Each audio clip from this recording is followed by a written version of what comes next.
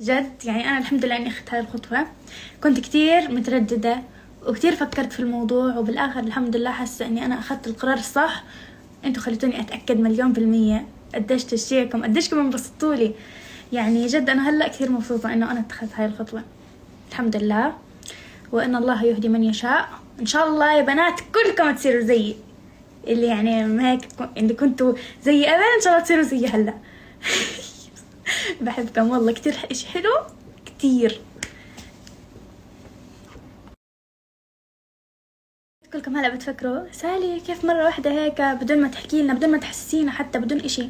يا جماعة أنا من زمان بفكر في هذا الموضوع، بس امبارح هو كان القرار اللي هو خلص يعني عن جد قررت 1,000,000% إني لازم أتحجب. ليش؟